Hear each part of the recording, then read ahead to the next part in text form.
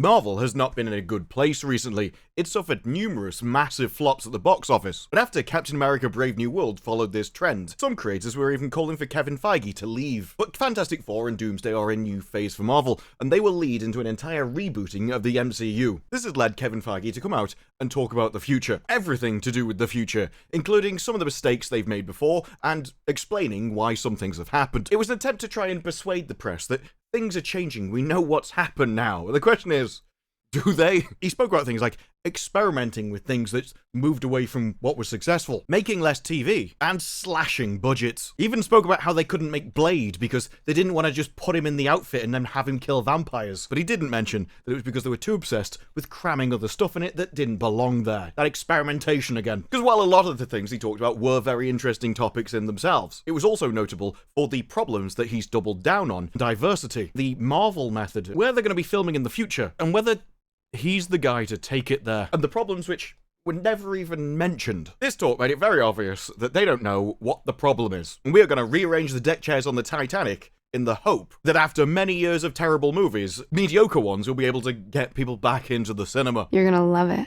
In fact, I think you're gonna see it twice. You saw this was when he was talking about how, Marvel struggled post-Endgame, but the reason was that they were experimenting. It was an evolution and an expansion. It's like he's read every mainstream media excuse for why they've been failing and believed them. So we're going to say it's a time of experimentation and evolution, but we're not going to say that what we were doing there was wrong. We're going to double down on diversity and make every setting exactly the same grey mush of just the world outside his window. Nothing will be unique or special or authentically that location. Everything will just be his window, his worldview. Remember back during this time, Brie Larson said that we need an all-women Marvel movie, we need an all-female Avengers, and it was Feige's mission himself to make that happen, to get more female superheroes into the MCU. And his plan going forward was to basically switch the genders in the movies, so while before it was never all male, it was primarily male. Well, he just wants to get to a point where that's just great female characters instead. He definitely wanted more than half to be women. Now, there was never any talk about what would this do to the movies. Obviously, they just assumed that everyone was interchangeable. And if you just swapped one group for your preferred group, that doesn't affect anything. Doesn't affect the type of story or target audience. What are the values, the themes, the primary driving force of the movie? Does it alter the morality of the story or what people care about? What motivates these people? My pelvic floor is all over the place. It's never even considered. I doubt they ever thought about it. They're just very shallow people. Yet, the experiment did happen, and Feige even decided that he wanted to appeal to a tiny fraction of the population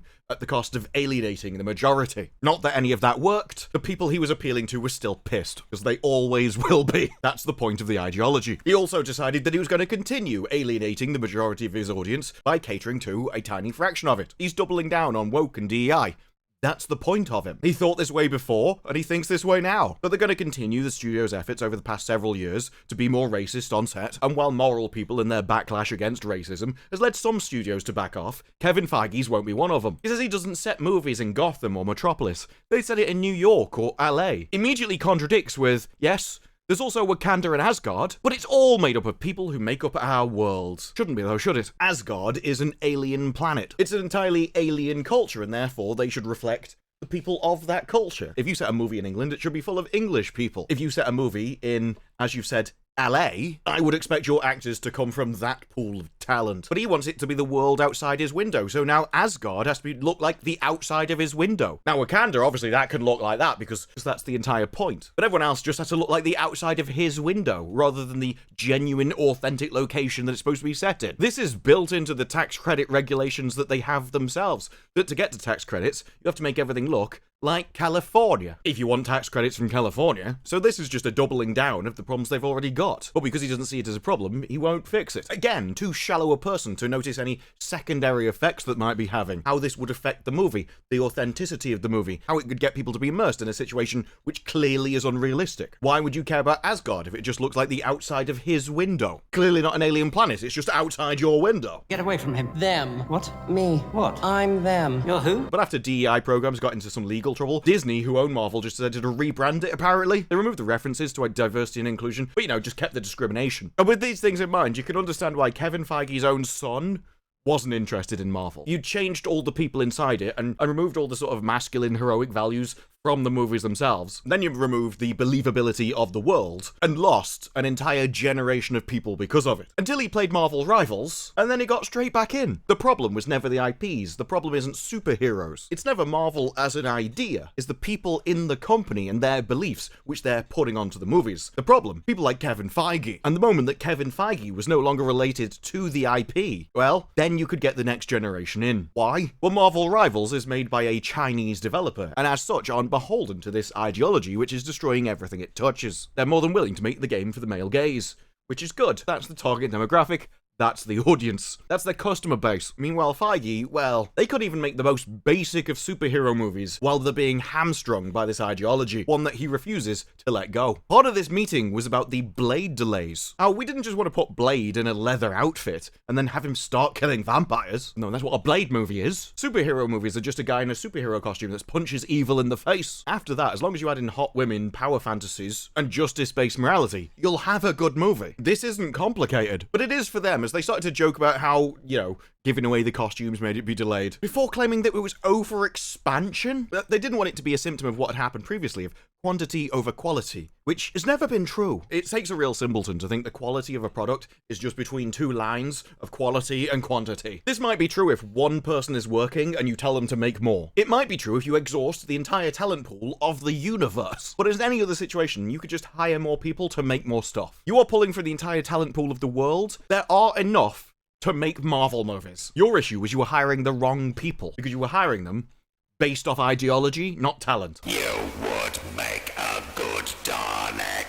He said, though, that no, the problem with this movie was that it fell into a time when we started pulling back and saying, we're only going to accept something that's incredibly great, and this just wasn't insanely great. We didn't feel like we could just start with a good script and make a great script. We didn't want to do that to him and not to us. And that, according to all previous articles and sources on the matter, seems to be a bit of a porcupine. Seems to be missing out a few details there, according to previous sources. It seems weird that you wouldn't put Mahershala Ali into a leather outfit and have him kill vampires when he's Blade, but it does make sense when you remember his previous comments about wanting the MCU to be primarily female, and for his sins, Blade has dangly bits. This meant that Kevin Feige couldn't, under his own aims, just have him fight vampires, because you're going to be pushing your figures the wrong way, aren't you? This comes down to the question of what happens if you realise that all good movies are against your ideology. Well, you're not just going to change, you're not going to portray everything that you believe. That would mean that you were doing evil previously. And those people are clearly on the wrong side of history. And so,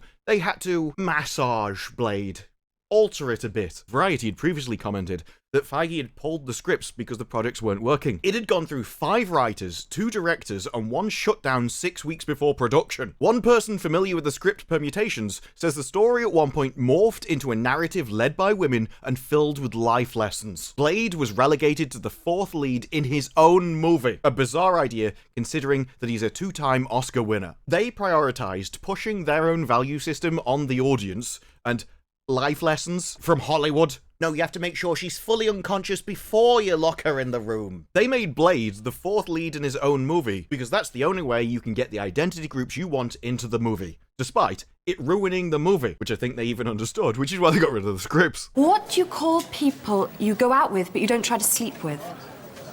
Men. They know what the problem is, they just don't want to portray their own beliefs. They don't like the effect it might have on their image at the local dinner parties. Because he even says that after they were on a high point from things like Infinity War and Endgame, they saw it as their opportunity to push everything they wanted. It was a big company push. Doesn't take too much just to go, people have been asking for Miss Marvel for years, now we can do it.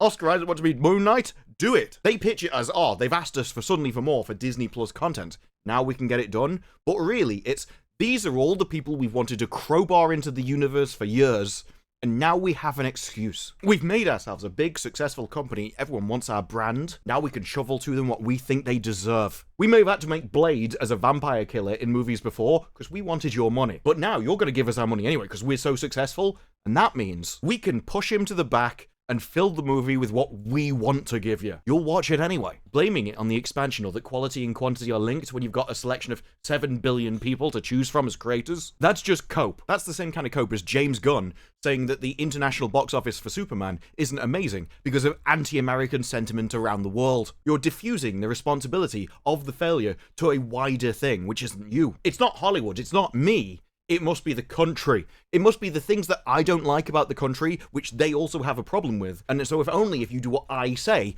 they'll like you too. When really, it isn't anti-American sentiment. It's the sentiment of American movies. They've been bad for so long, people have decoupled from Hollywood and started watching other stuff. I think it's natural that Americans would be more connected to an American entertainment industry than the rest of the world. Once you're over the language barrier, there's very little difference for me watching American movies or Korean ones. And they both have their own cultural nuances, which aren't mine. But it is a hell of a lot easier to blame it on all of America, as that lines up with probably what his opinion is of America anyway. It's easier to do that than blame it on yourself. And so rather than Kevin Feige blaming the experimentations, which he did within the universe, he can just blame it on the expansion, which allowed him to run those experiments in the first place. Oh, it's not my actions. It's actually your fault for letting me. Now, Feige does have a 5-year plan, goes all the way to 2032. They still haven't learned from that mistake that if you make something and it's bad because you change something in it, stop. Don't keep doubling down. That means if the first movie in this 5-year plan is awful, they're just going to continue to double down until 2032. Not the best idea. One experiment doesn't work, just keep doing it. It is also funny when you're on about the expansion.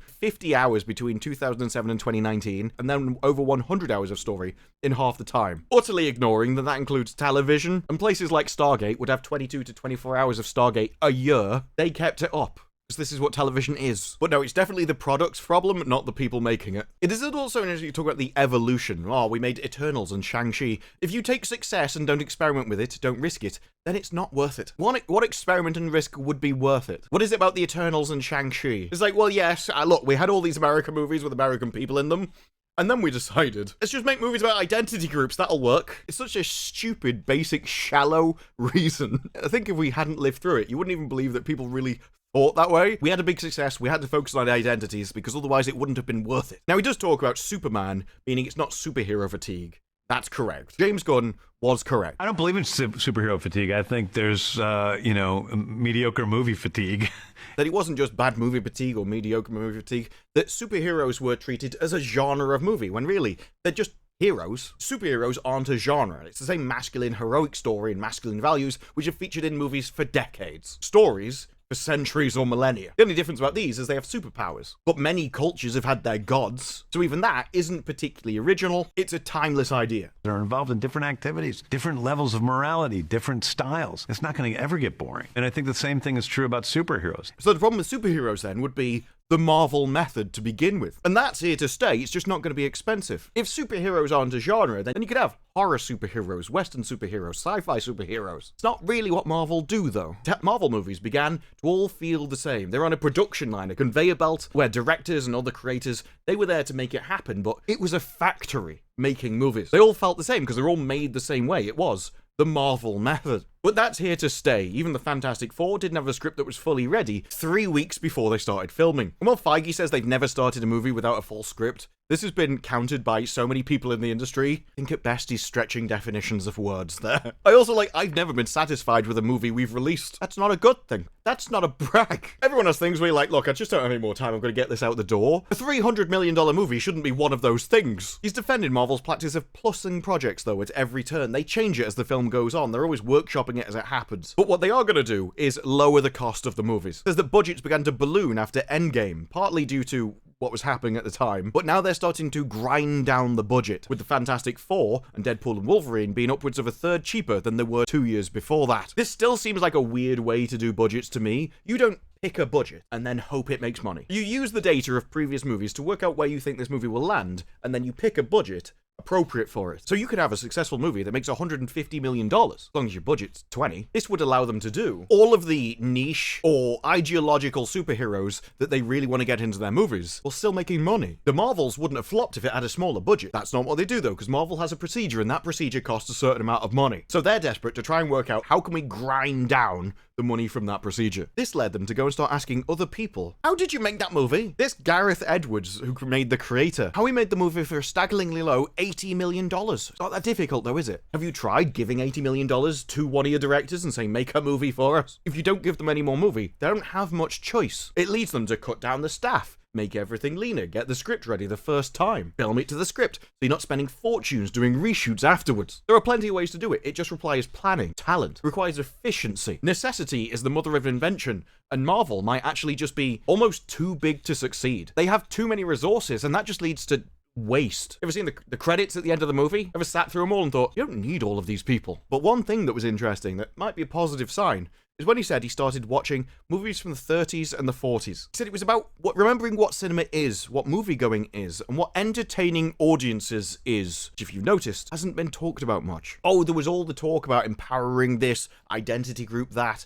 how we got to do this with budget that. None of it was, what do the audience want? What's the key to storytelling? What is it that we've lost over time? What is it that makes a good story, a good character, a good movie? It's generally the themes, it's the values, it's the concepts within it that it looks at, and that, what do you find in older movies, which quite frankly made by better people. You can go back, watch any interview from back in the day. They were just smarter. They were a higher class of people. Watch any interview. Now, of course, Kevin Feige doesn't seem to understand this on this level because he just says everything old is new again. That's the reason I watch those old movies. He's essentially saying, I'm looking for trends, which of course is the most basic, shallow interpretation you can get from old movies. But it's not that there's something about those movies or the themes of those movies that you can take and use. Like, no, maybe we could bring noir back. That it's simply a genre, that it's a mechanical part of it. There were good things he spoke about, things that need to be done to save Marvel. Cutting budgets is just vital to the survival of an industry where people don't go to the cinema as much as before. But what Marvel needs is fundamental change of what their movies are. You can strip out some of the ideological stuff they experimented with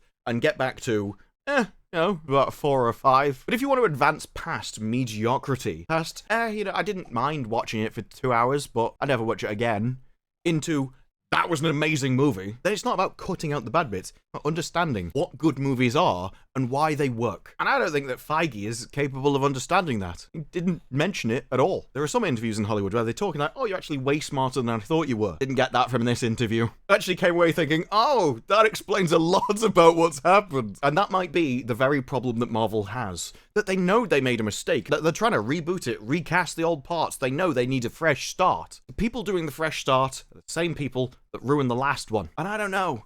If I'm in a car and you just drove me into a wall, I'm not sure I'd want you driving me to hospital afterwards, especially when they spend so much time in the interview coping over the problems, coming up with excuses to diffuse responsibility away from them, rather than going, yeah, we messed up, all of these need to go, and we're going to get back to what made good movies in the first place. Which I'm not even sure they can do, because what made movies good in the first place might be the exact opposite to the ideology which they decided to push on everyone in the first place. And I'm not sure they could embrace what they hate with the same amount of glee as they could the destruction of it. But those are just my thoughts. What are yours? Let me know down in the comments below. Like the video if you like the video. Subscribe. More videos like this in the future, and I will see you in the next one. Bye-bye.